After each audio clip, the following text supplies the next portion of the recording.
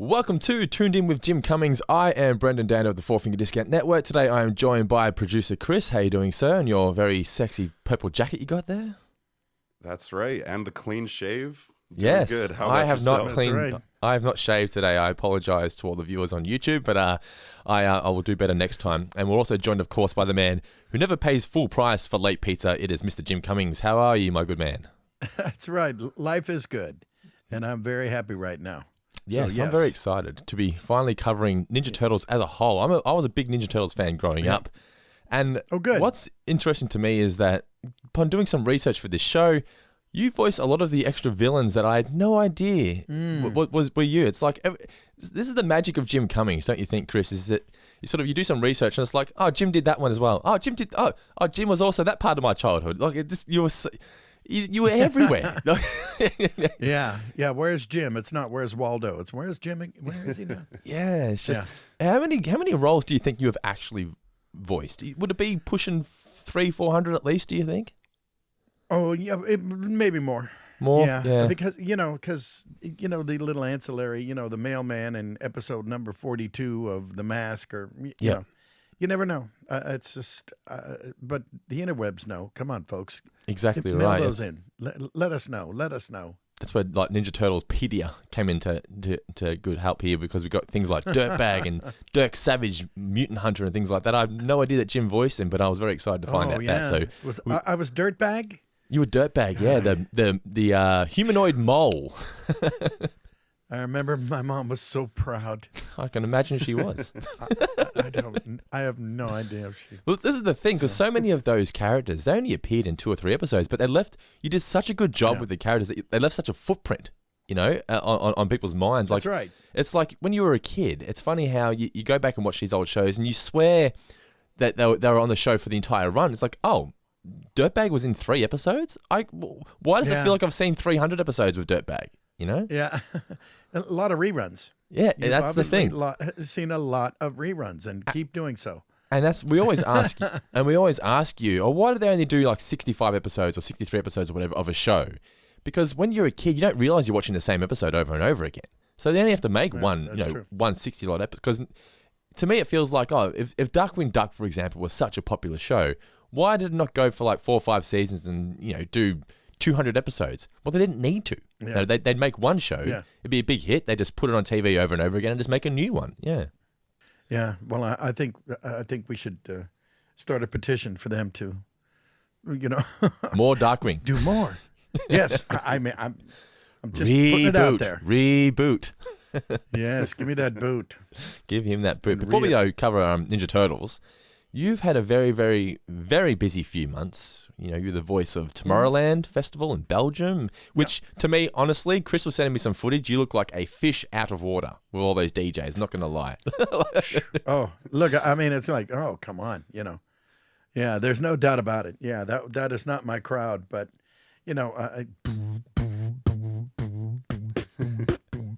it's like, okay, I get it.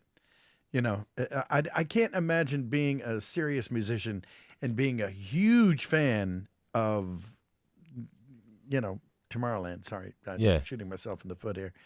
But the people there were all lovely. All the artists there, they all loved hanging out with you and having a chat. Like, you know what I mean? It might not be your style of really music, nice but they're your kind of people. You know what I mean?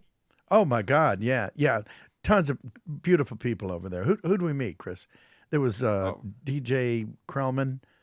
And I did see that you missed it. I did see that you missed out on seeing Shaq. He was there when you didn't go. I was like, oh man, imagine we had got Shaq on the podcast.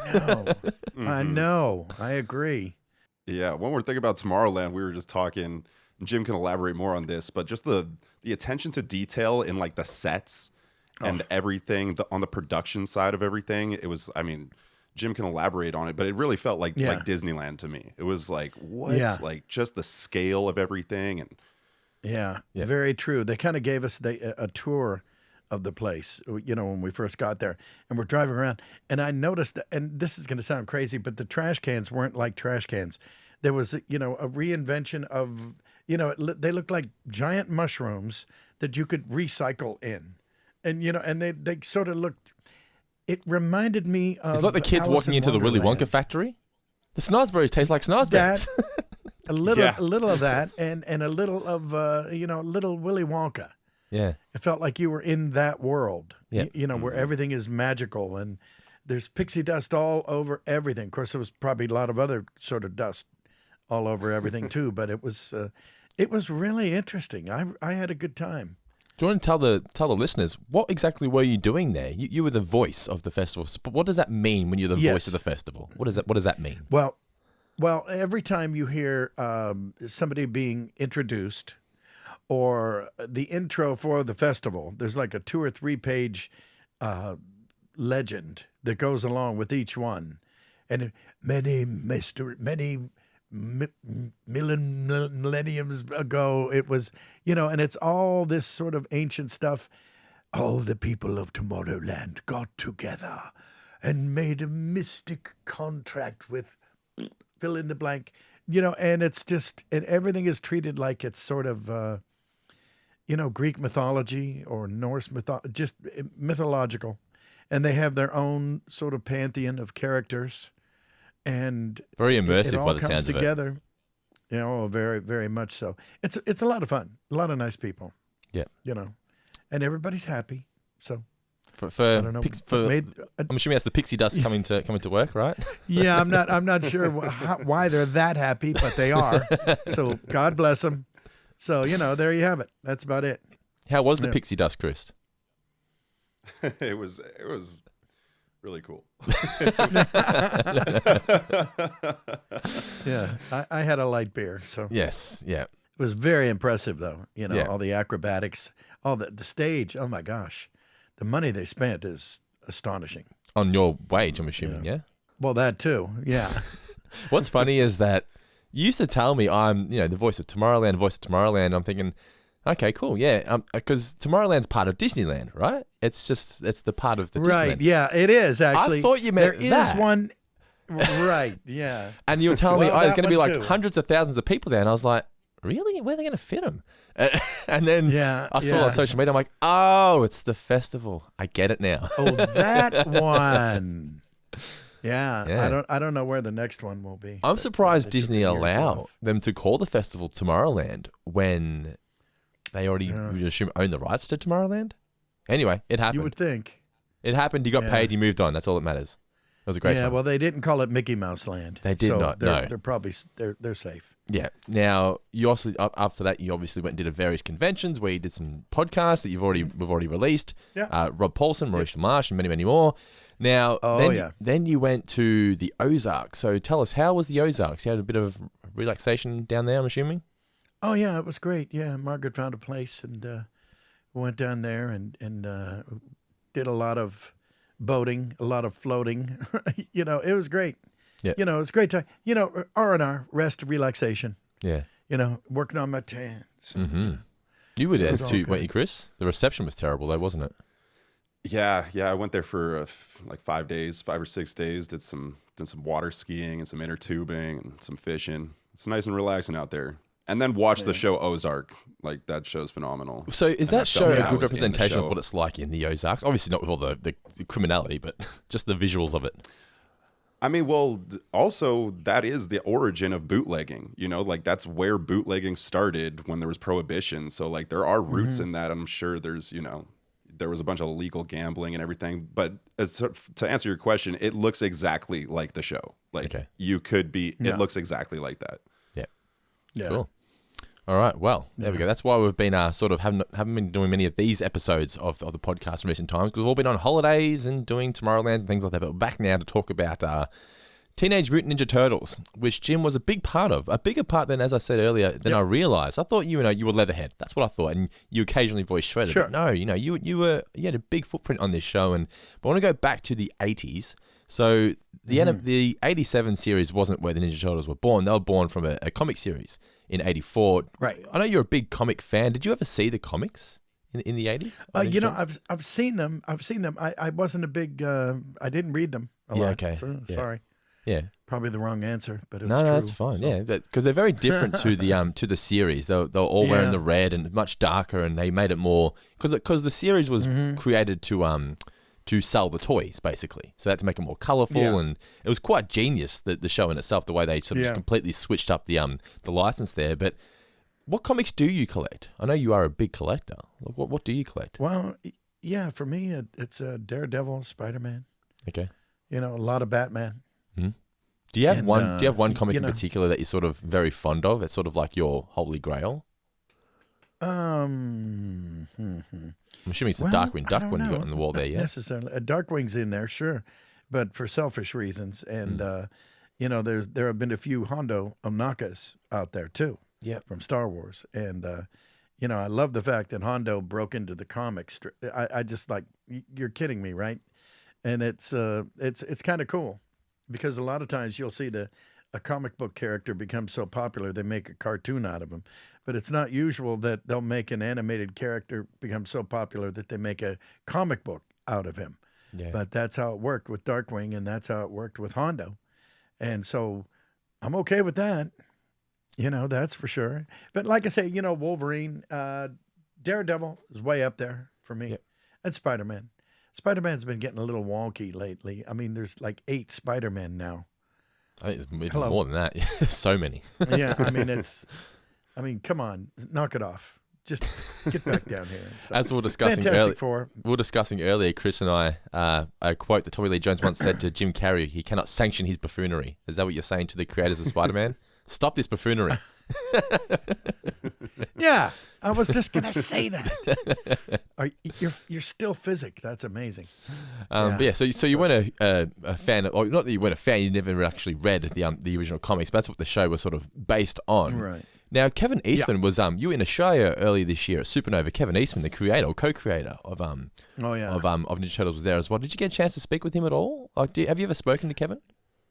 Not really. I mean, No? it was just, he was never on the floor at the same time as me. I don't know. I wonder if he But, would have had some input into the show, but I guess he wasn't at the studio with his fingerprints all over it, kind of thing. It was sort of like his license, but No, he was never there. Okay, yeah, I'm sure he wishes that he was, but yeah.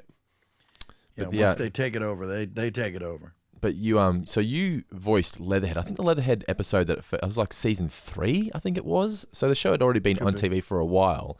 When you auditioned for like the roles of like Leatherhead and Genghis Frog and all those, did you know the show was a big success? Like, had you seen the show going into it? Like, or was it? How did it all come about that you were going for Leatherhead? Was it just something your agent said, "Hey, you should check this out," or did you find it yourself? How did that all come about? Well, sure, that's how they always do it. Your agent will say, "Well, hey, they're looking for a villain here, blah blah blah," and I'll say, "Well, sure, okay," and with that, after being a deckhand on a riverboat for years, they said he's an old Cajun alligator, and he's crusty, and he's cantankerous, and he's got a deep, gravelly voice. Well, I've told this before. I hope I don't want to repeat it, but when I was a deckhand on the Mississippi, my very, very first captain, tugboat captain, his name was Léonce Leblanc, and he came from not Thibodeau. Where was it? Houma. Anyway, way out there in Louisiana, the bayou, and English was his second language. He was born in America. English was his second language. And he talked like this. He said, "Boy, what you going to do? Why you out here on these boats like that? You should be in college." I said, "Well, I'm not in college." "Well, you better go. You ain't going to make it out here." And he was right.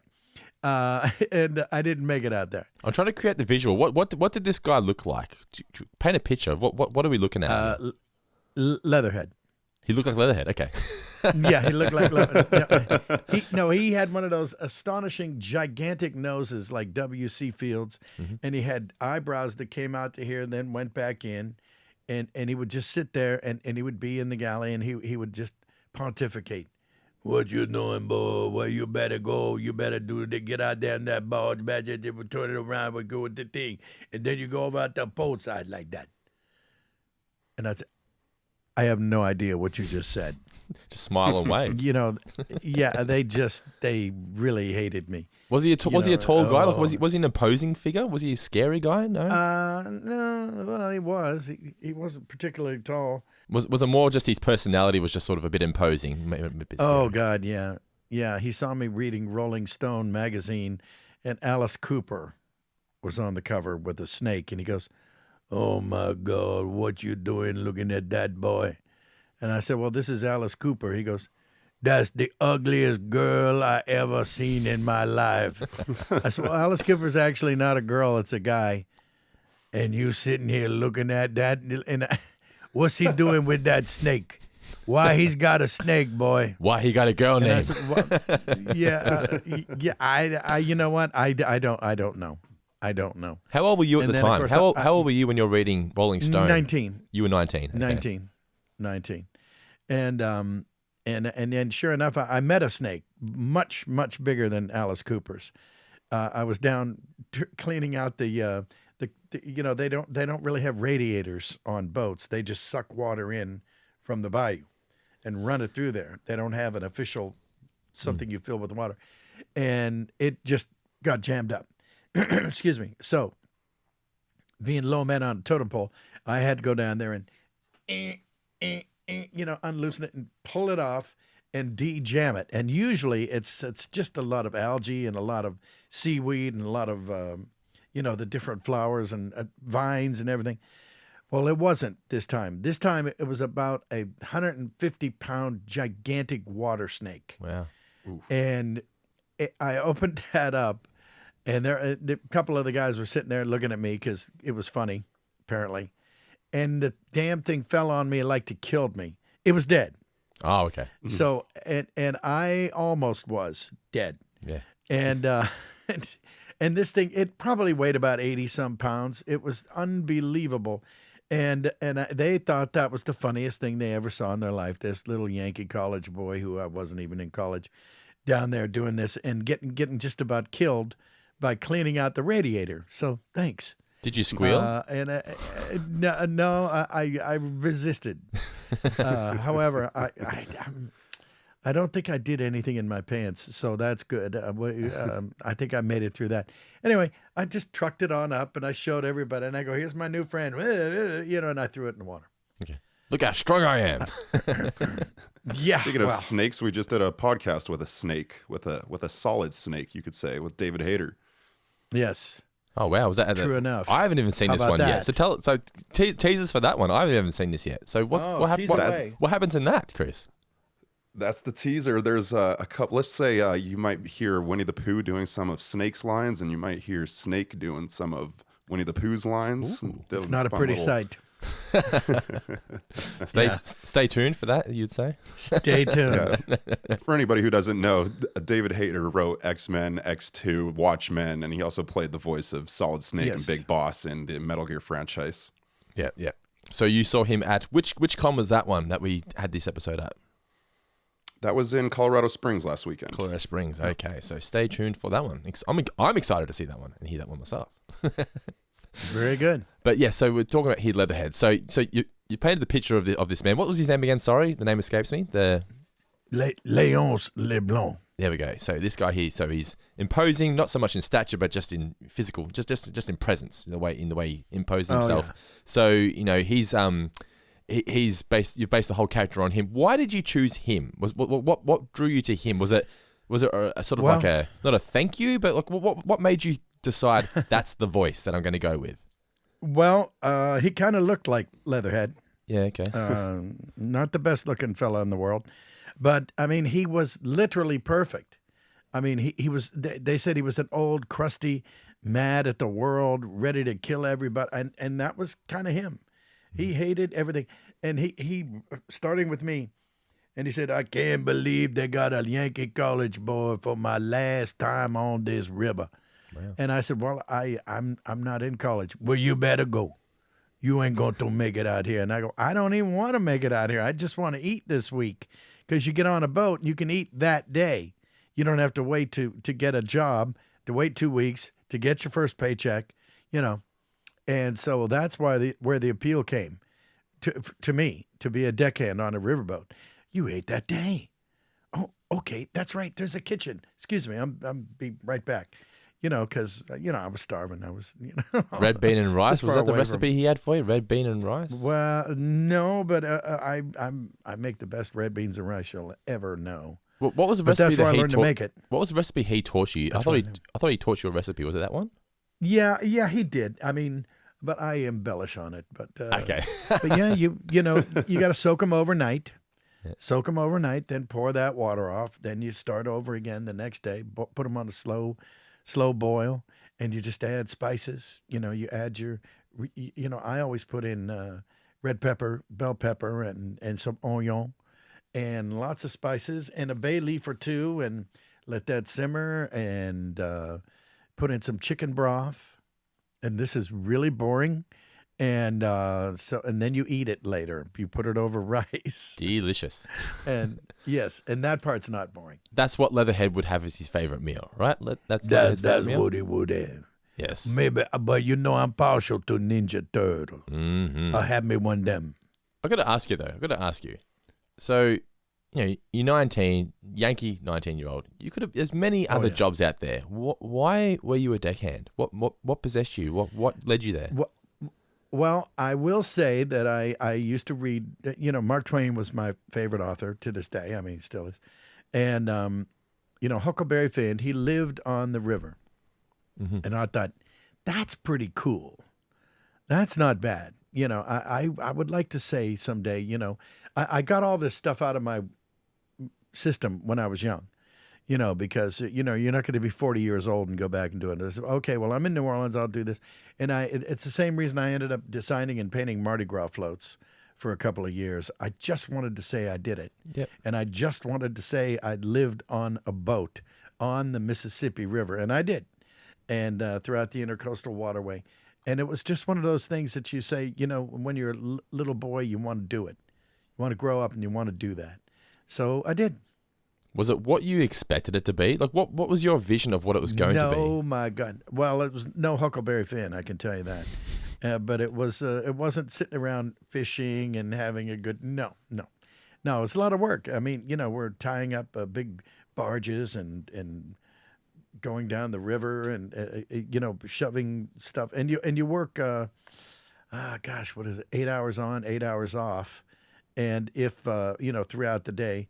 And if you end up working your first 8 hours, but you're still out there doing stuff, you work the next. And then at that point, it's time for your next 8 hours. So you can work. You can really, but at least I got my $28 a day. I mean, can you imagine that? That's true. That's what it was.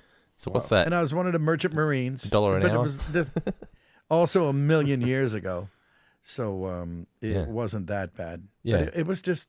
it's one of those things, you want to be able to say you did it. And I can say I did it, and there you have it. Just like some people, when they're kids, they say, I want to be the voice of Tomorrowland one day. And you did that as well, It took you a while, but you finally crossed that one off the bucket list as well. Yes, I know. Gosh, so true. And or not.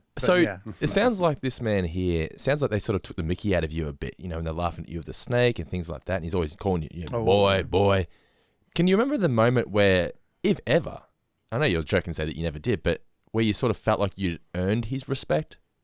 Or where he didn't see you as like this little deckhand anymore, where not as an equal, but sort of he saw that you were willing to work hard and you were there for the right reasons. Yeah. Oh, yeah. Yeah. Well, it wasn't really necessarily a moment. I was just getting stuff done. Yeah. I kept busy out there. I kept the barge batteries lit, kept the lights lit. And, and I ended up working for him once or twice more. And that wouldn't have happened if I didn't do okay. But it was, quote unquote, his last time on the river. And I think he had like one or two out there. And his boat, I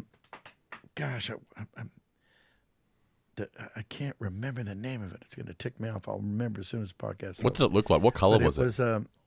It was red. And it looked like a cartoon character. It looked like Tubby the Tough Little Tugboat from Golden Books when you were a little kid. Yeah. Oh, the Old Dutch. That's what it was, the Old Dutch.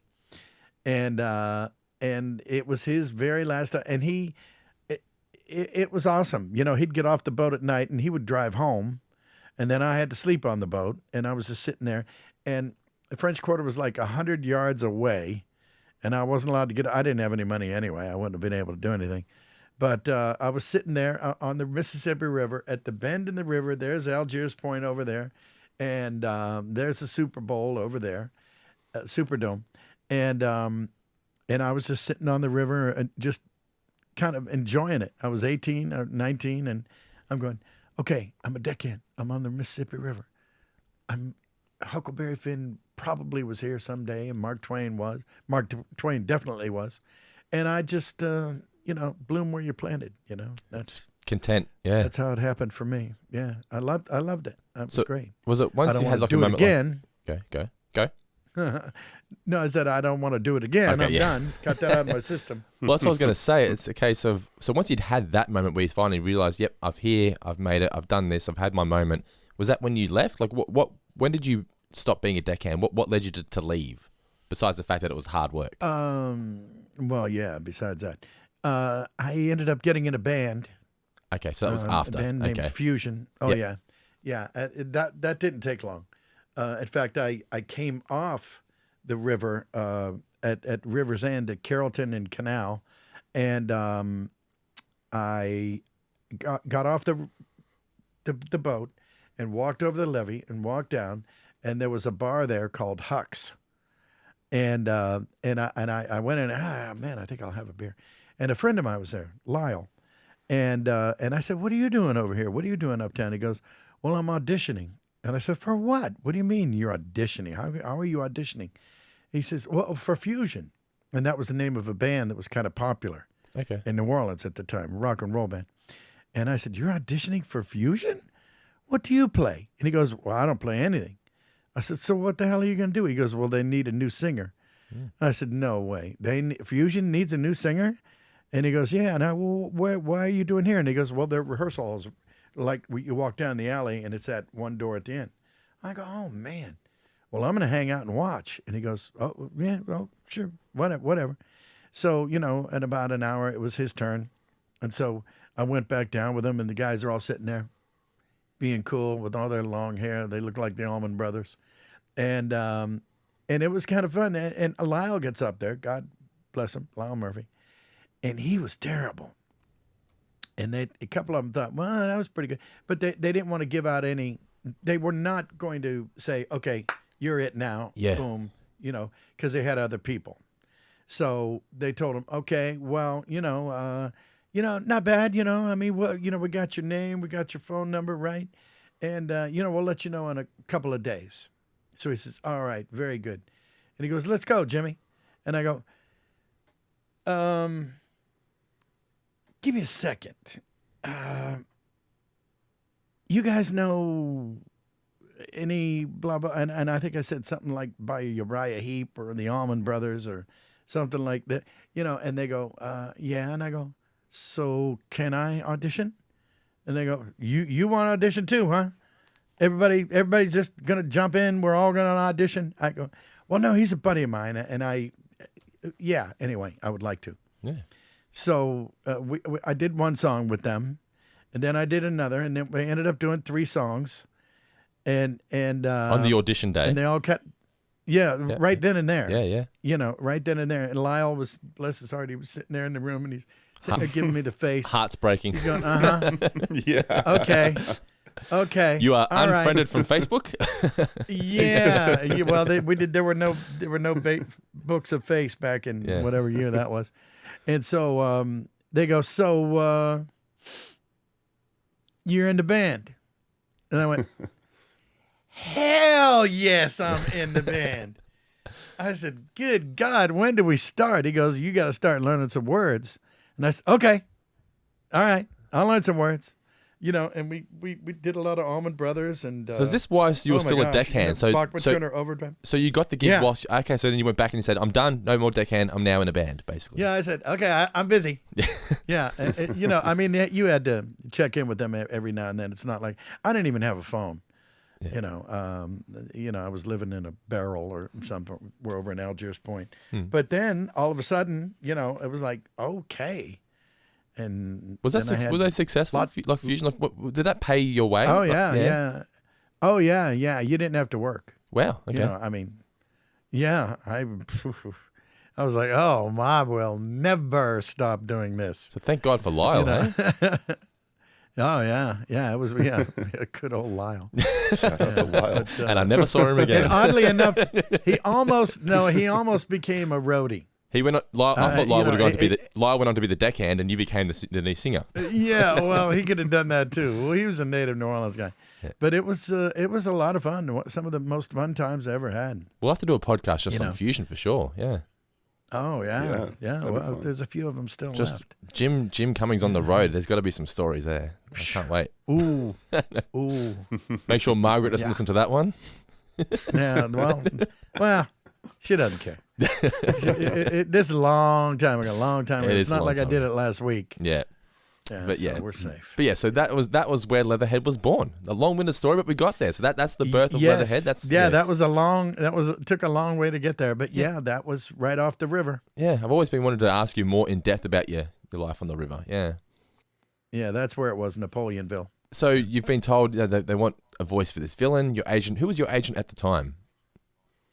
Gonna say, it was Sandy Schnarr. Okay, the late 80s. Sandy Okay, yeah. Schnarr. Sandy, And then I was a with, woman? Sandy or a male? Yeah, Woman, yeah, yep. Sandy a woman. So she's told you that they've got And these then villains. Jeff Danis. Now, do you remember auditioning for Leatherhead or Genghis Frog? Because I think Genghis Frog and Leatherhead appeared in the same episode when they first debuted. Yeah, So- yeah.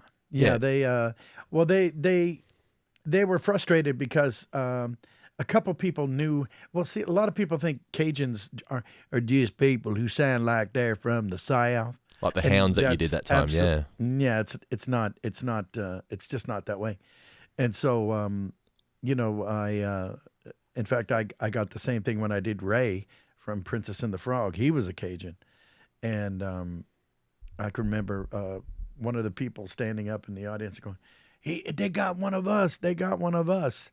A friend must of mine feel told me great, that yeah. when they first saw it in New Orleans. Yeah, it doesn't sound like he's from Alabama, because that was the thing.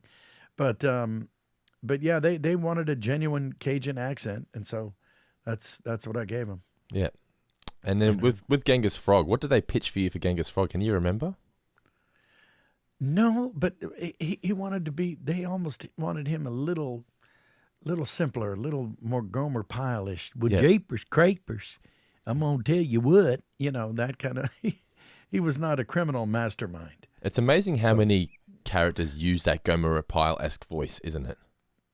Yeah, It just sort yeah, I of symbolizes goofball, I think. Is that sort of like the cliche Yeah. goofball voice, do you think? If someone says we want Yeah, a goofball goofball and- clumsy guy, is that do you immediately think of like Gomer Pyle? Is that the voice you go to? Well, and also country bumpkin. yeah. Yeah. That's how we would put it in the USA. Yeah. Country bumpkin, a lovable oaf. So you auditioned for Leatherhead and Genghis. You obviously got Mm-hmm. those ones. Do you remember auditioning for any other characters on Ninja Turtles at all that you didn't get? Probably can't remember. Yeah, April. April, I yeah. thought I did a really good April. Yeah, I do. You have done it for me a few times. was and I was crushed. surprised you didn't get it. Yeah. I am too. Hi, I'm April. They didn't buy that. I don't know. Maybe Cut me Hangover to the April. quick. Yeah. A lot of people. Pass me that cigar, April. A lot of people have asked. We've posted on social media, and we'll be getting to your questions at the end of the show. But a lot of people have asked you, like, Yeah. of all the turtles, which one do you think you would have handled well? Which one would you have liked to have voiced had that opportunity come up?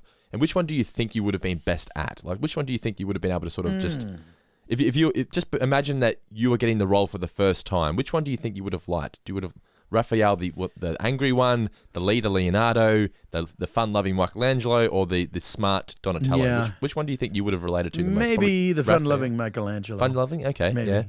yeah. Yeah. But Townsend's a good buddy of mine, so I take that back. Oh, yeah. So there. How's that? and of course, Rob, he was Raphael. Yes. Oh, absolutely. And he's Yeah. been half the turtles at this point, because he went from Raphael to Leonardo, I believe. Is he Leonardo And the now? I did latest not know that. The latest iteration. Okay, yeah, okay. So, what are your memories of being Leatherhead at the time? So, try and create this visual in our heads of the studios of being at recording for the Ninja Turtles, like with the full cast there, or is it just sort of you in the booth by yourself? So, just describe the studio and who was there and how did it all come about? Sure. Well, it was at old B&B Studios, not there anymore. Yeah. And Where was that? The four guys Where was were that? there. Sorry.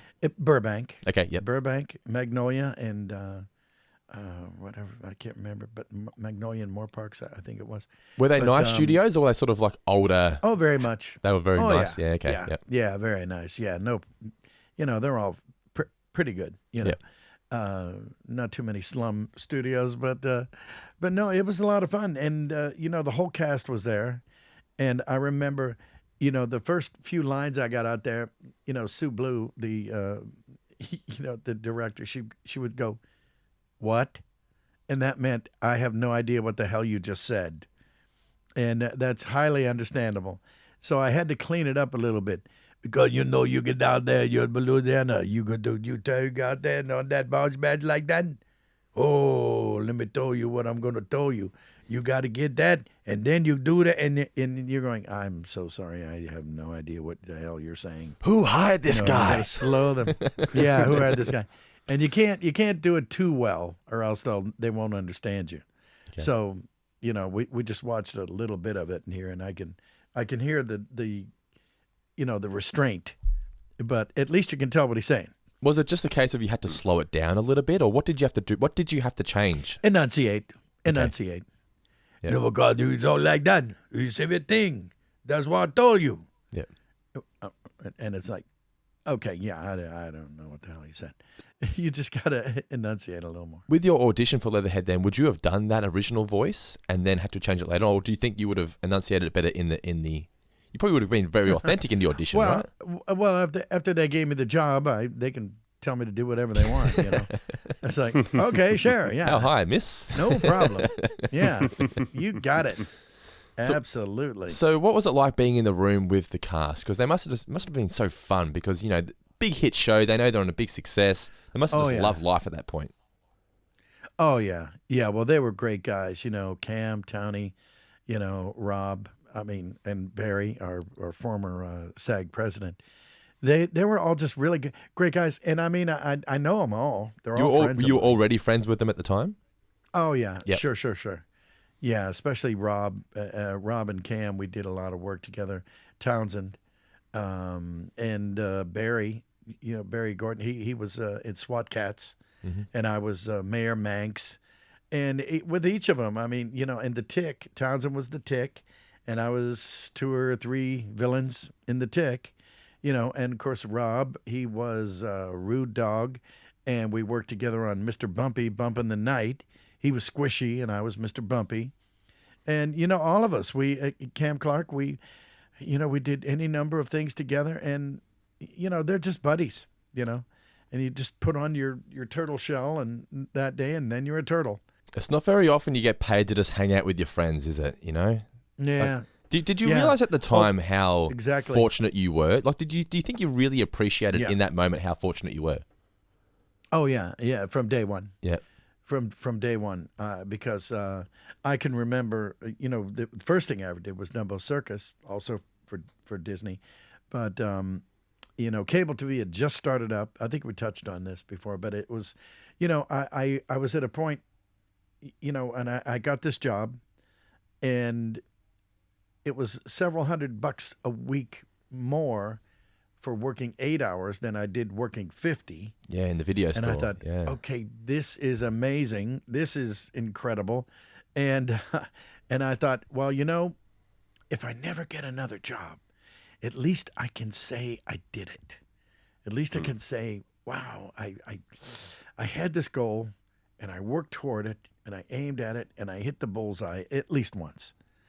And it lasted, maybe year and a half, and fortunately, and I didn't even have an agent when I got that job. Wow. I got it from word of mouth. I got the audition. Yeah. So word of mouth. Like how? What word of mouth? Who told you about that audition? Well, I had a friend named Ralphie Russo from the, God bless him, from the Video Depot, and he started up this corny Broadway Danny Rose actors. He was a talent manager, and he would have poodle acts, and clowns who would come to the kid's birthday party and tie balloons up, things like that. And he'd rent you the Easter Bunny for Easter or a Santa for Christmas, that kind of thing. It was kind of like a real Broadway Danny Rose agent. And he told me about a friend of his who had Don Bluth, who blah blah blah.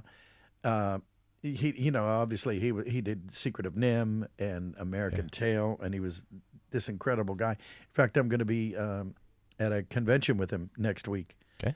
Don Bluth will be there. Get the plug in. Which convention's that one? Can you remember? It's Chris, can you remember? Where are we going, Chris? We're going Sacramento, to right? Sacramento, and Sac Anime. Yeah, I think he's at Sacramento. Yeah. Sacramento. But anyway, it was it was just incredible. And he said, well, I'm not doing anything right now, but I'll hold on to this audition and I'll pass it along. And he did pass it along to Frank Brandt, and they were gearing up to do Dumbo Circus, and that was my first job. Wow. And I got that job from my original tape, and it went for, like I said, a year and a half, and by then I had an agent and I was working. Blah. So you had no failures with auditions before? That was your first audition ever, was it? Or had you had other auditions beforehand that you didn't get?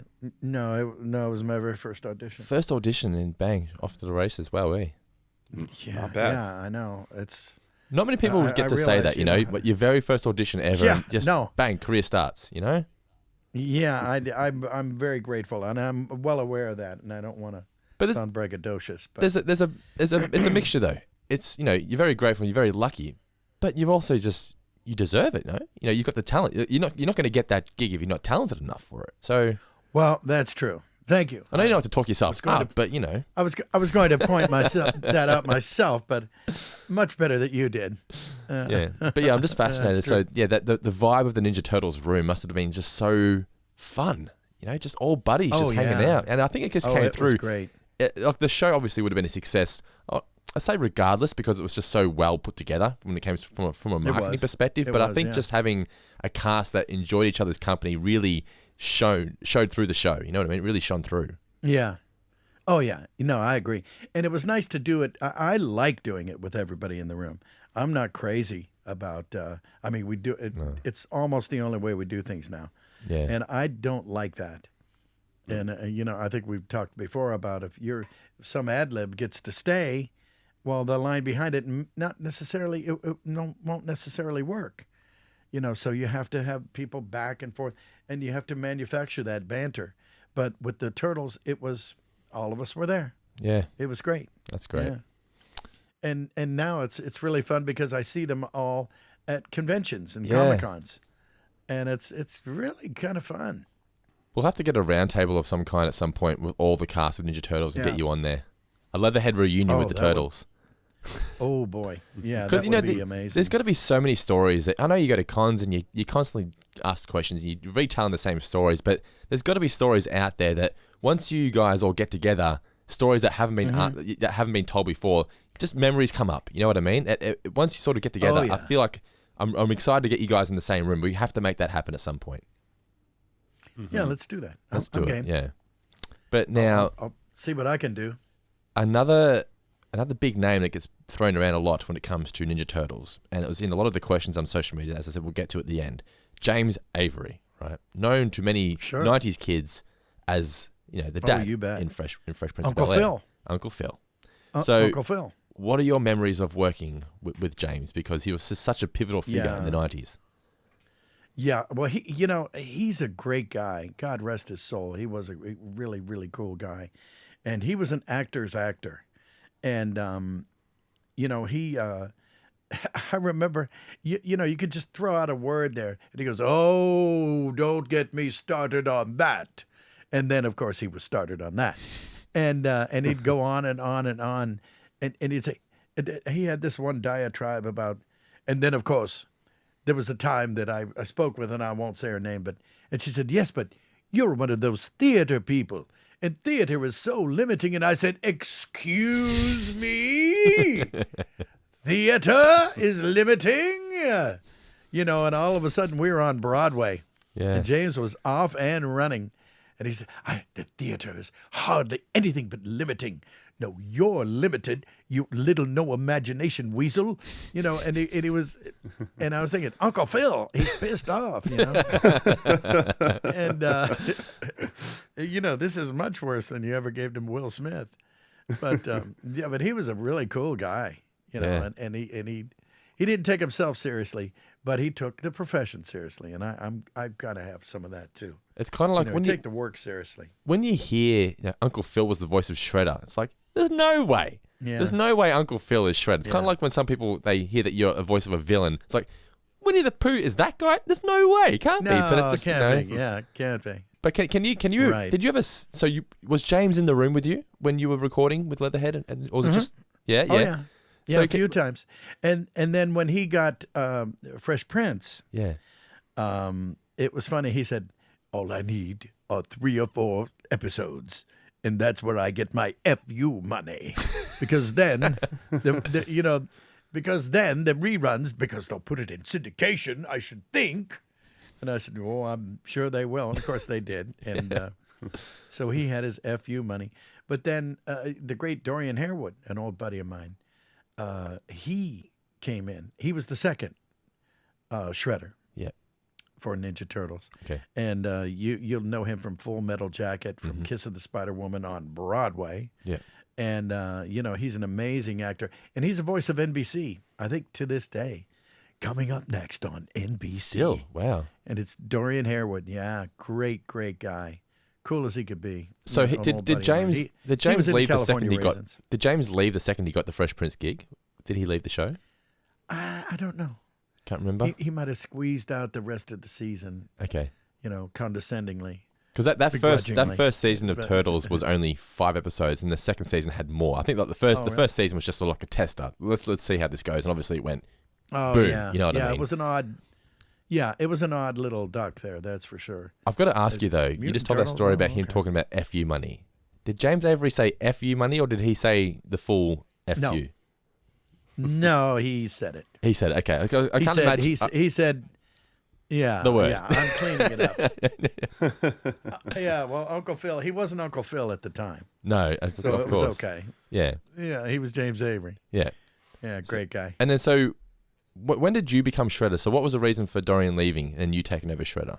Can you remember that when you became Shredder? Gosh, I don't. No, I don't.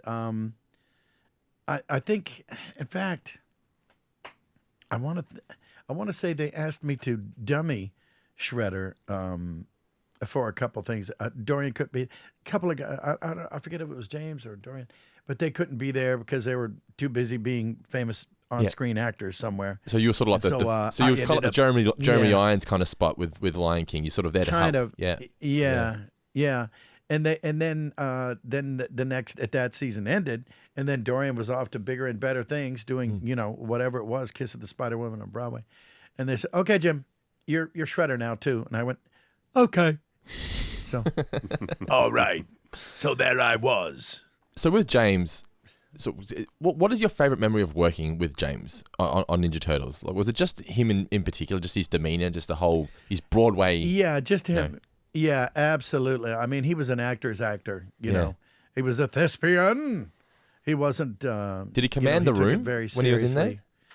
Pretty much. Oh yeah. Well, he was a big guy. Yeah. He was a big guy, and and of course he had that voice. That voice. It was. I mean, it was a theater voice. Yeah. It wasn't a. I mean, it was a voiceover voice too, but you could tell that. I mean, he came from the theater. Yeah. And you could tell it.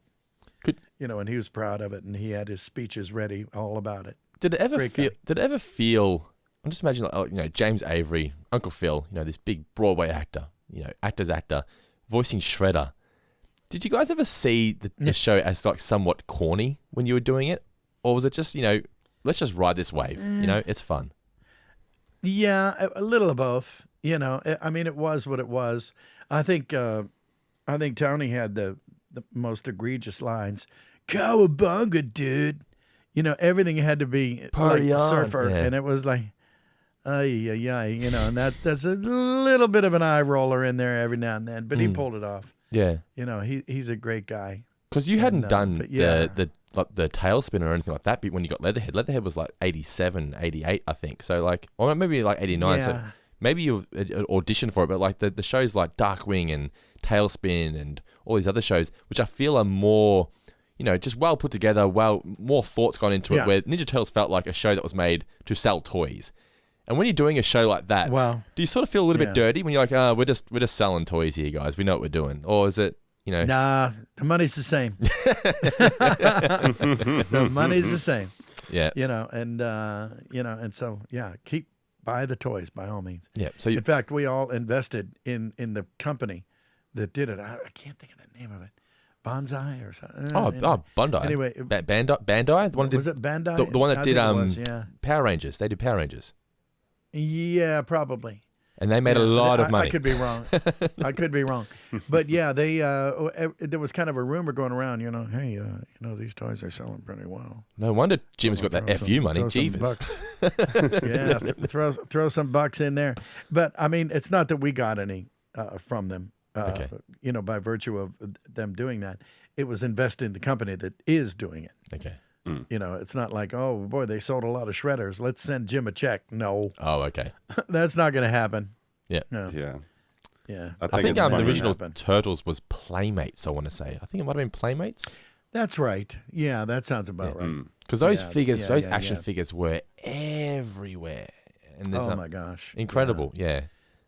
I'm sure I've got one or two around here somewhere. I'm sure you got your Leatherhead around there somewhere. Leatherhead was one of that goes to show sort of the power of what you did with Leatherhead was that he only appeared in a handful of episodes, but we're going to make a toy out of this guy. But I'm assuming the toy was already in the works before the show even came out. Yeah, yeah. But then you go, so you take over for James and Dorian. It feels like you've got a knack for taking the voice role over. So Winnie, Tigger, Shredder, Monterey Jack, King Louie, the list goes on.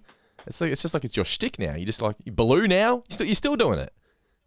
Yeah, I guess so. Yeah. Well, it's what we do. Yeah. What do you prefer though when you're given a voice, right? Do you prefer to have the ability to be able to create a new voice or to try to continue a voice? What's more challenging for you? Right. Finding a new voice or trying to continue the legacy of a previous voice actor? They're two different critters. One, you have to be true to the original, like Pooh and Tigger. It has to sound like them.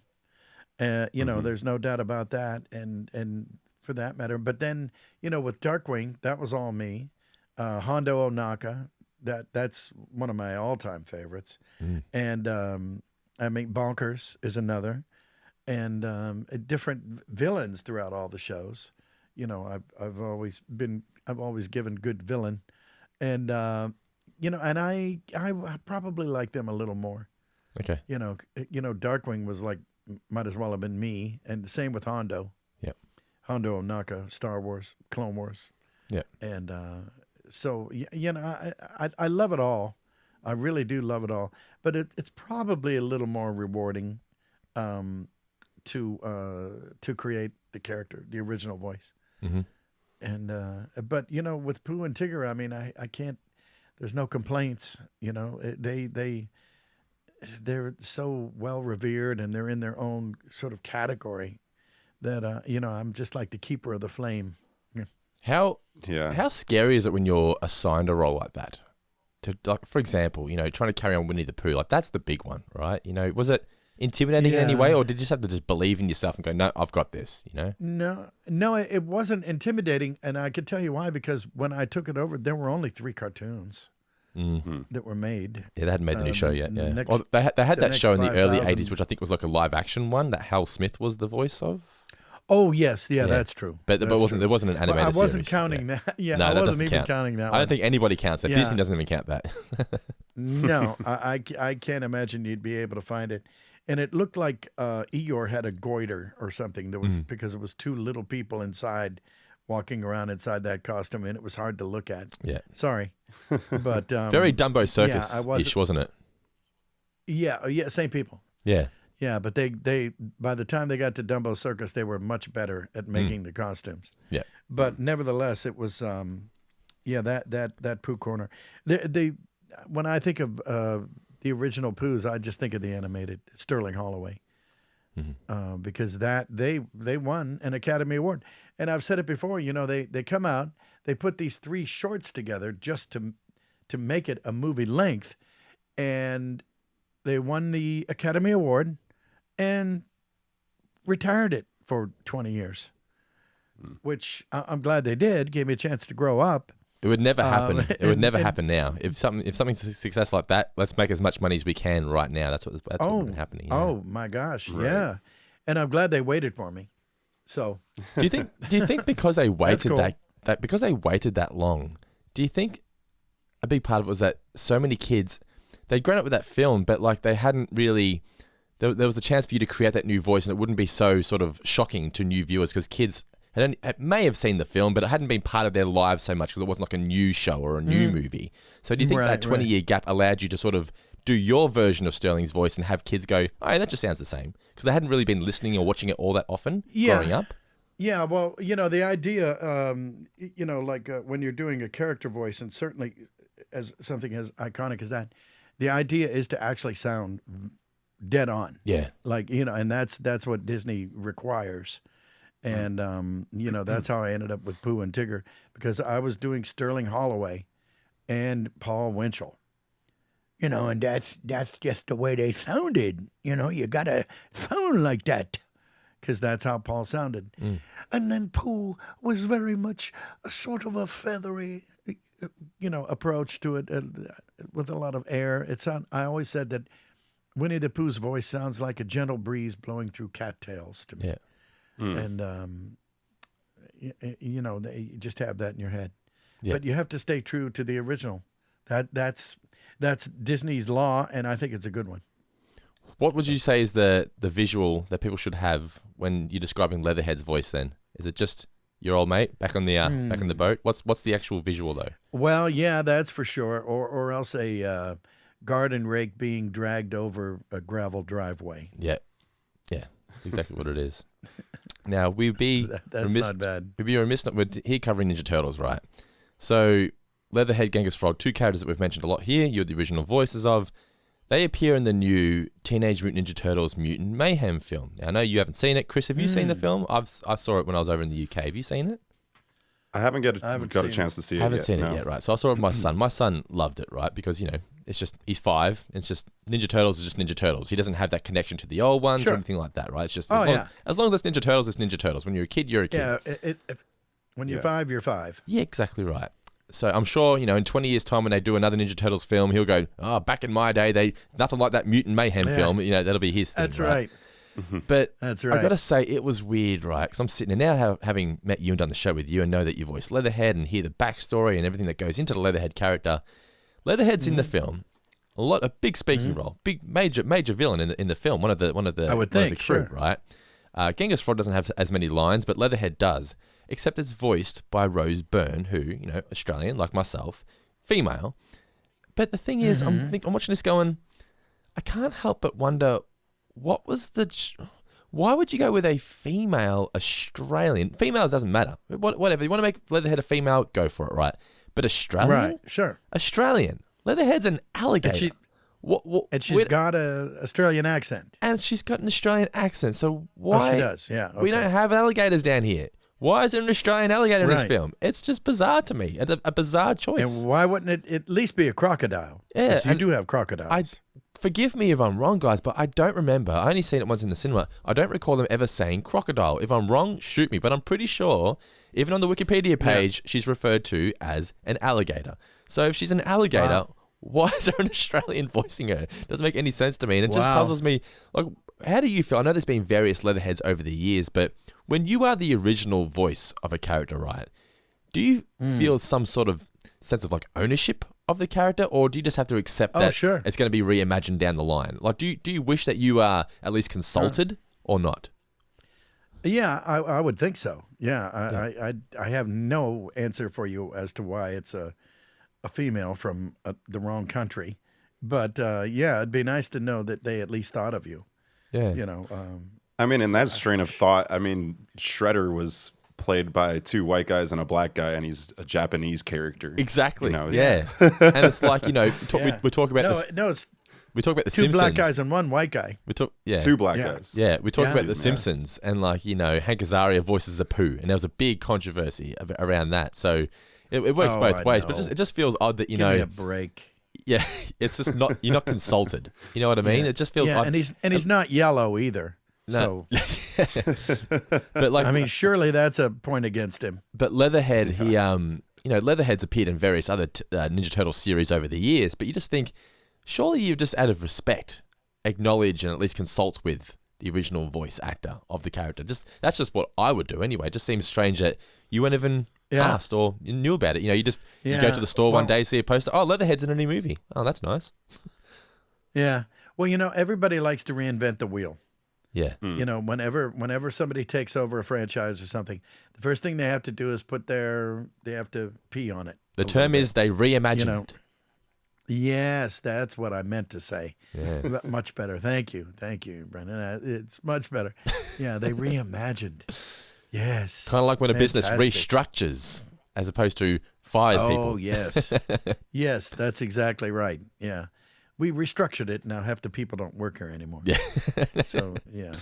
But it just seems strange to me. But it's just, I don't know.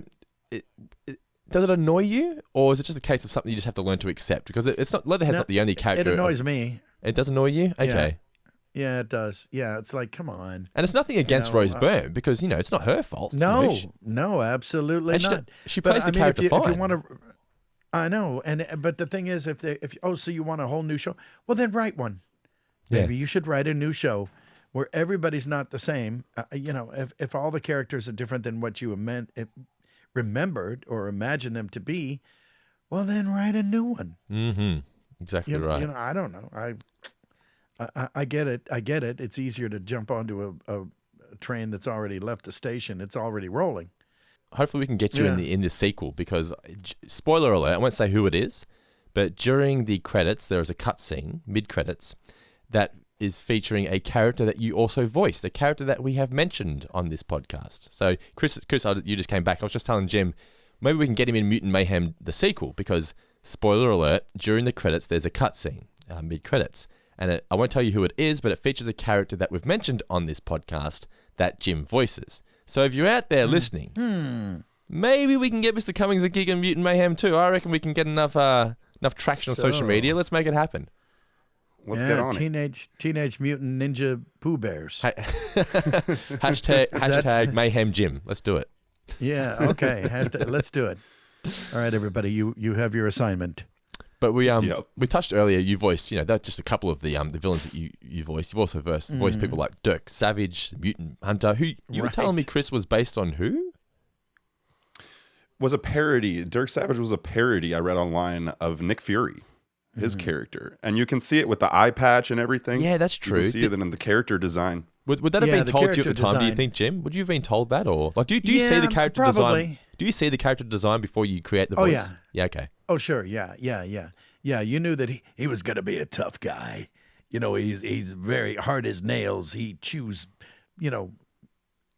railroad ties for breakfast. You could tell he was a badass. So one that stood out to me, and I know it's one that you probably don't remember, but it's Dirtbag, who was like a mole, right? A humanoid mole, right? Construction hat. Only appeared in a couple of episodes, but he's got his own action figure now. I was showing you off air. I've got my Leatherhead one here that our friends at NECA, they make these cool 80s based. Now, that is wicked cool. That is a really cool. It comes with a lot of accessories. It's got his little lobsters and his net and his rope and everything. It's got all the accessories. So if you're now, I'm still getting one of those. But yeah, NECA, they've done a Dirk Savage figure and they've done a Dirtbag. So it just goes to show. He may have only been in like 2 or 3 episodes, but it meant a lot. I was saying it's just weird how they've only appeared in like 3 episodes, but it felt like you've seen so many episodes featuring them, and people my age who collect these things want to have that. Oh yeah, yeah. Mm-hmm. Well, it 2 or 3 episodes translates into maybe 10 or 15 because you watch these. How many times? How many reruns? Time and time. Yeah, time and time again. Yeah. No problem. I mean, how many times have I seen the Bug Bunny? You could have told me Darkwing Duck had 10 seasons. I would have believed you. It just felt like it was on forever, Yeah. Especially with how long some of these shows go these days. Like you talk about The Simpsons, you talk about South Park. They've been going for our entire my entire life. Yep. It's as old as us. Crazy. Yeah, literally. It's true. Yeah. It's true. Yeah. Yeah, but yeah, if you are, I just have to say, if you are a Turtles fan, I can't recommend these NECA figures enough. They're awesome. So you can just NECA's NECA's the company. They're great. They do all the 80s. They even do the dioramas of the of like the sewer and like the building landscapes and wow. things. Yeah, they're fantastic. That's so, yeah, cool. I would check those out. Yeah, they're always doing new characters. But yeah, all the characters that you may not have remembered that you only voiced a couple of times, they've all got action figures now, Jim. So your memory lives on. Wow, that boggles my mind. I love it. I'm glad. I need more shelf space. You do, yes. Next, send us some figures. That'd be cool. Yeah. Do that. We'll do things like look. Yeah, check this out. We keep them. And unboxing, Jim unboxing action Ninja Turtles figures. I'd watch that. Me too. Yeah. That'd be really cool. Yeah, let's do it. Let's make that happen. Let's do it. Also, speaking of things that aren't animated, did you ever see the original live action films? Like the first one in 1990 was always the best in my opinion, and it was sort of like the first gritty film that I remember seeing, because I remember my mum, she didn't let me watch this, didn't let me watch that, but it was like, it's just a Ninja Turtles film, it'll be fine. You just assume it's going to be a kids film, but it's anything but a kids film. Do you remember seeing that original one at all? Yeah, I thought it was pretty cool. It's a much darker tone, yeah. Yeah, I agree. Yeah, it was. They were all badasses. And Henson, at the time, Jim Henson Company, like the suits they made for those turtles, I still say that's the best design of Ninja Turtles. Can you remember them, Chris? Those what they were wearing, like the suits. To me, like that looks like the best version of the Ninja Turtles. Yeah, I reckon you should do like a watch along one time, Jim revisiting the original Ninja Turtles live action films. There you go. Let's do that. All right, now we did mention earlier. We asked some questions on Jim's social media, asking for your questions related to Ninja Before we Turtles. get to the questions, could I just interrupt you really quick before we get there? I just wanted to bring up this Cartoon All-Stars because Jim was telling me about it earlier. Oh, yeah, the video game. And it was, no, not the video game. It was yes, it was a promotional, and I just wanted to bring it up because not only were the Ninja Turtles in it, but also Winnie the Pooh. There was Alf in it, Alvin and the Chipmunks, and I just want to hear about that. It was just reading up on it. It was an animated drug prevention special that was funded by McDonald's. McDonald's? Yeah. Nancy Reagan. Yes, back in 1990.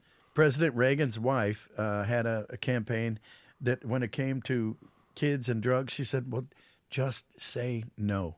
It was just totally basic. All you have to do is the very first time, just say no. And it was a very huge movement. It had a lot of momentum.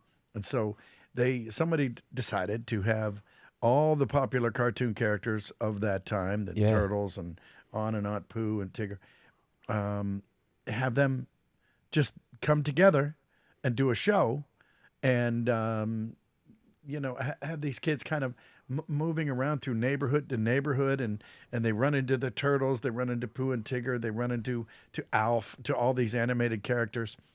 And the gist of it was, well, if anybody does this or anybody offers you that, and I remember they had Winnie the Pooh saying, so remember, Joey, if anybody ever offers you a joint to take a hit off of and get blasted, don't.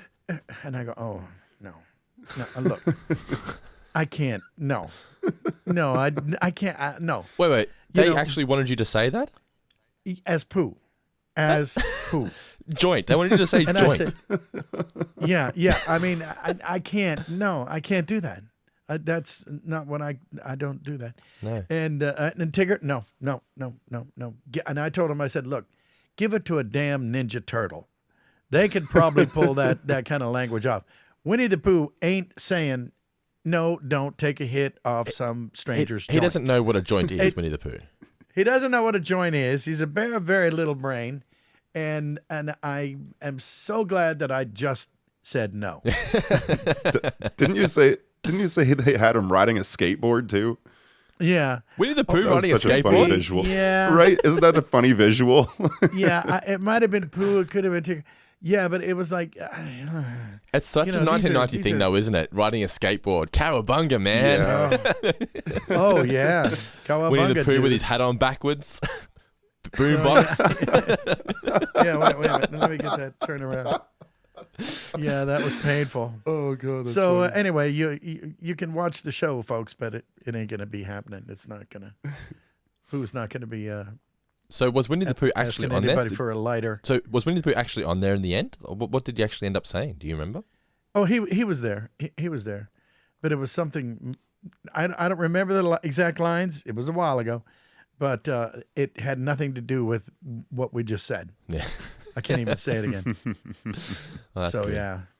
We should also touch on the video game as well, because people have asked about the is it like Nickelodeon All Star Smash Brothers or something? Is it like All Star Brawl is what it is, the game where you voice Shredder? All-Star Brawl. And it was Oh. from a couple of years ago, Yeah. and you were telling me off air Yeah. that you remember doing it, but it's not the same though, is it, when you're voicing a video game compared to a television show? No, nothing. It's they're actually boring to do because you're saying, "Get those turtles." Oh no. Ouch. And you're just doing all this, you're just going down the line, filling in blanks because they'll put that line where they need it. Turtle power my hind end, or whatever. And it's just, they're profitable. They do well and more power to them. But I'm not a big video gamer myself. Yeah. And they're kind of boring to do. Can we get some I've Winnie had the Pooh in an All Star Brawl game? What? Oh, bother. Yeah. Oh, mother. Put down the dagger, piglet. I don't know. What would be your Winnie the Pooh like? Ow, like oh, like what's that? Bother. Ouch. That's him. He's just I've had excited there. We have to get had a Winnie the couple- Pooh in a video game. Yeah. Oh God. I've had a couple of video game auditions myself, and the first time I saw a breakdown for it, I just wanted to add my 2 cents here because it was so fascinating to me, because they'll literally list out like light heavy attack, mantle. It's like every movement you can think of, like Jim's saying. And I was just like, God. what's the difference between a light attack and a heavy attack? Like, how do you interpret that? And obviously, when you really think about it, you can, but it's just so fascinating to see that on a breakdown to me. Yeah. Yeah. It's that's why it's tough to do video games. I did a few, and then I realized you don't make any money. When they sell them, it's not like a record or a video or anything like that, Like or even a residual wise. rerun. So you got to get that money up front because Yeah. you're going to be there all day, and now you're falling from a skyscraper. You have to scream that long. Okay, now you're falling from a helicopter way above that skyscraper. Okay, now you're shredding your voice. Okay, now you're falling from Mars. And it's like, okay. That's a tough method. Okay, That's some tough method acting right there. Yeah. Oh. And you shred your lungs out for, whatever. And it's like, no. So, you gotta get that money up front. Can you recall In the fact, strangest direction you've been given? Yeah. Actually, What would it be? it was for Tostitos. Was it Tostitos? I think it was Tostitos. A long time ago. Is that a franchise of And there food was, in the States? I have no idea what that is. Yeah, it's it's chips. Yeah, it's chips. Or Like potato. something Okay, yep. that. Crisps. Crisp. No, it was They Velveeta. call them crisps in the UK. That's We what call it them was. potato chips here. I'm not sure what you guys call them in the Okay. States. But Right. Yeah, it's you know what it chips. was? yeah. I remember it now. It was for cheese, this cheese that melts really easily called Velveeta. Okay. And it was they wanted it to be Velveeta, Velveeta,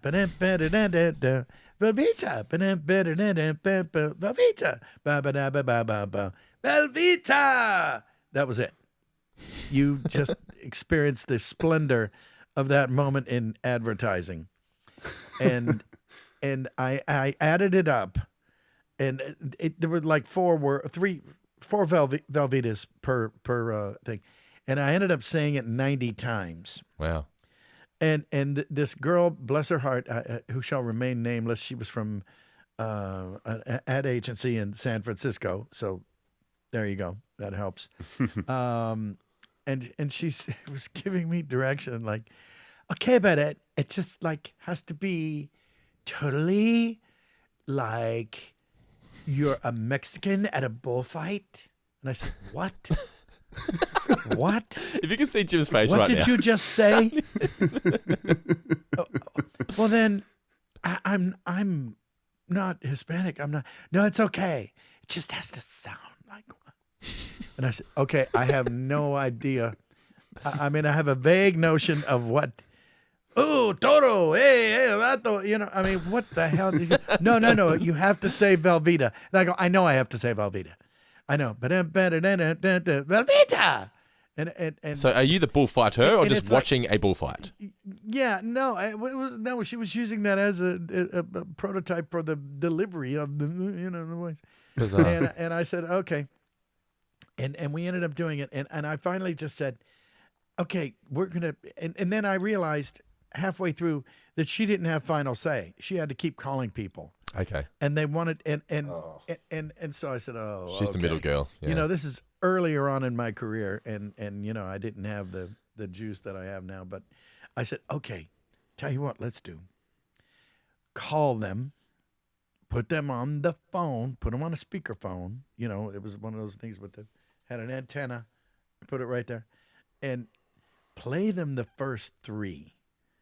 And we're just going to tell him, we don't play the take number because maybe he thinks it's take 70. That would make him happier.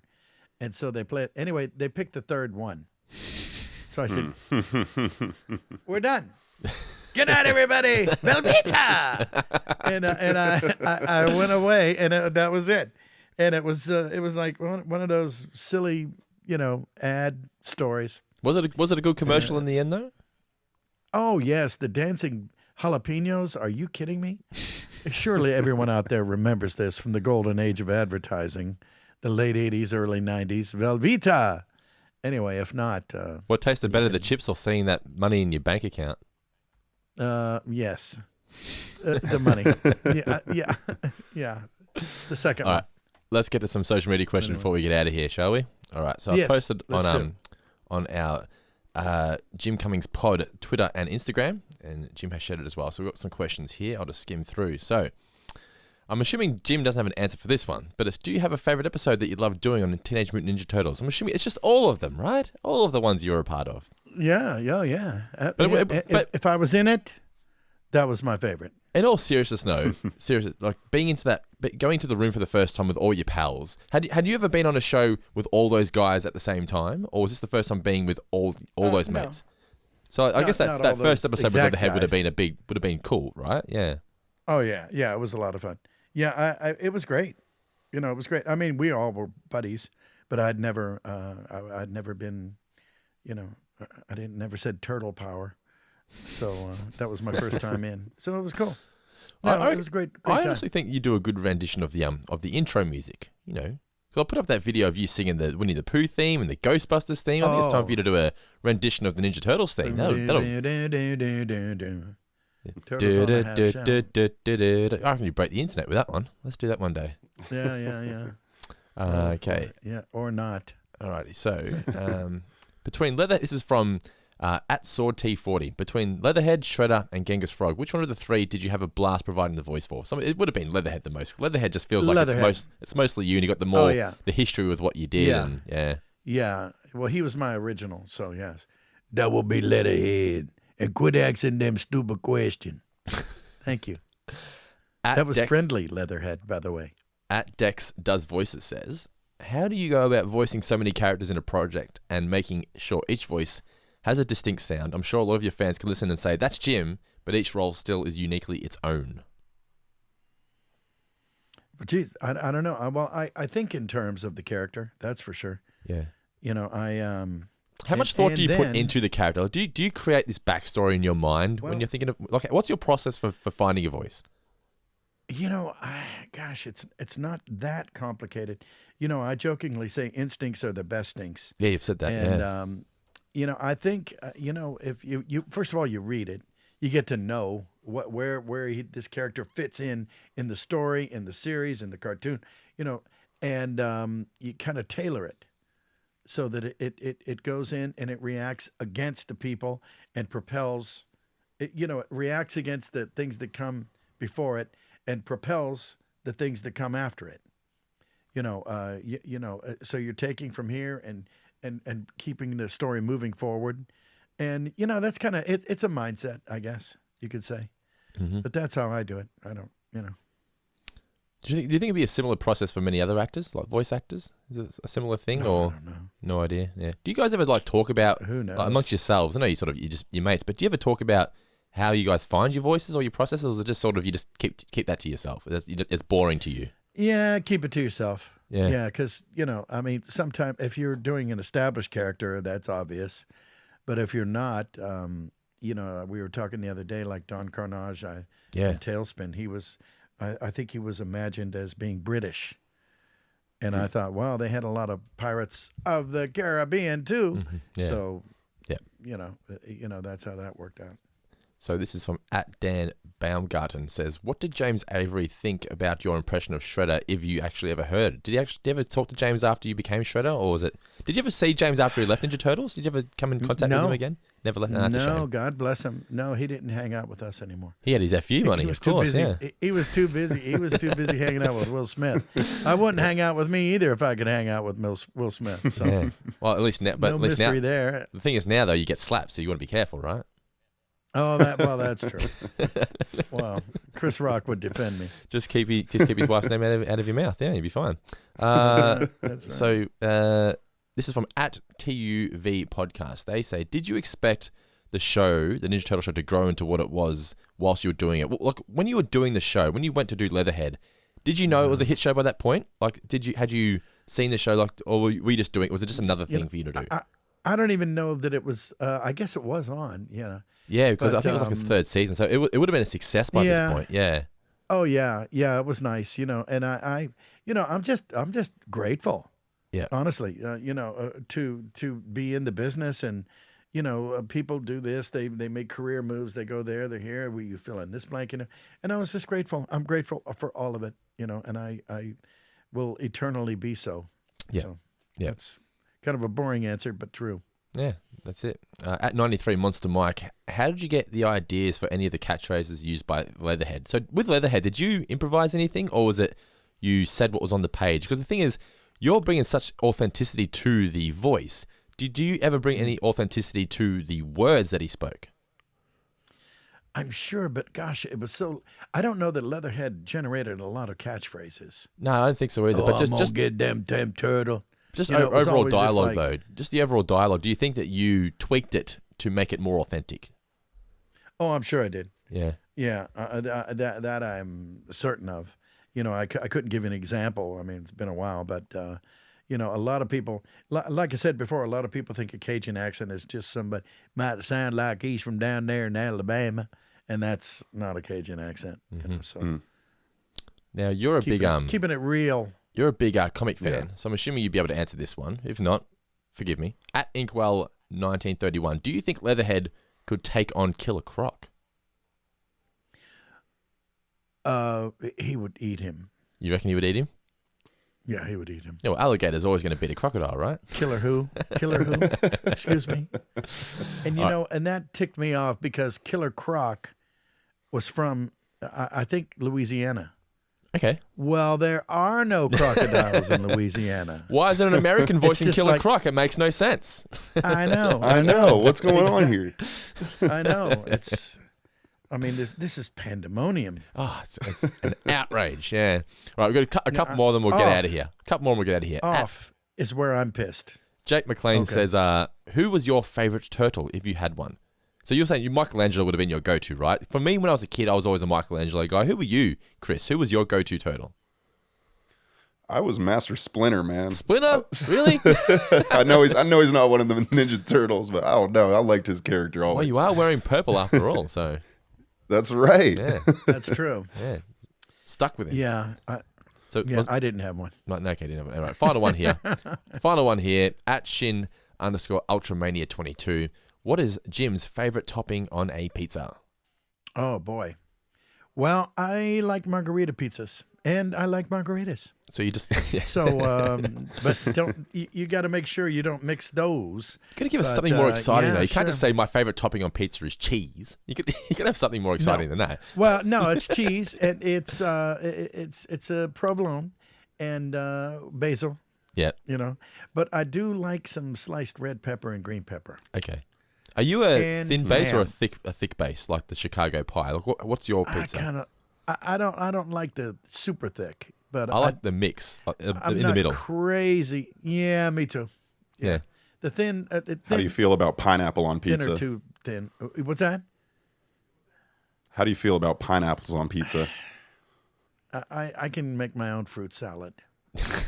Like that. There's two kinds of people in I'm this not a world. big- There's people who are Yeah. normal, and there's people who have pineapple on their pizza. Yeah.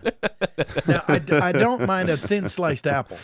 I Okay. will say that. Apple on pizza. Yeah. Really? That's weirder than Interesting. Yeah. pineapple. I don't think I've ever had Yeah, that. yeah, it's not bad. It's not bad. I met someone the other day who said they can't eat chicken on a And pizza. blue And I was like, cheese. what? Oh, what the hell? They're Can't the eat chicken on communists. pizza? But I'm telling you, a thin sliced apple That's delicious. and blue cheese on a pizza. Well, we don't all have this Ooh, FU money to eat all these fancy pizzas, Jim. It's like, Oh, I can't fine. walk into my local pizza shop and say, I'll have my sliced apple and blue cheese pizza, thank you. Oh, sure you can. Give it a try. And they'll say Jim sent you, didn't he? Oh, they'll say, That- oh, you want the that- Cummings God special. damn, No worries. Cummings. Jesus. God. Yes. Yeah, When's the last time you had pizza? Probably breakfast. Yeah. No, I prefer pizza. I don't remember. See, call me crazy, but I like pizza the next day after it's been in the Alright, fridge. crazy. Like, are you do you like cold Yeah. pizza? Oh yeah. Yeah, there's some people who don't like cold I mean, pizza. They're it's- weird people. I don't even put it in the fridge. I just put it on the stove and turn off the Yeah, burners. Yeah. that's It's, it. Chris is going, yeah, that's what he does. Yeah. Yeah. All right, guys. Well, hope you enjoyed true. our episode here covering all things Teenage Mutant Ninja Turtles. I'm sure there's Yes. other things for with us to cover in future episodes, so let us know. JimCummingspodcast@gmail.com. We do appreciate your support listening to the show. Also, if you want to get early and ad-free access to this, as well as access to Cummings commentaries, where we go back and revisit classic Disney animated shows that Jim was a part of. The most recent one we did was Tailspin.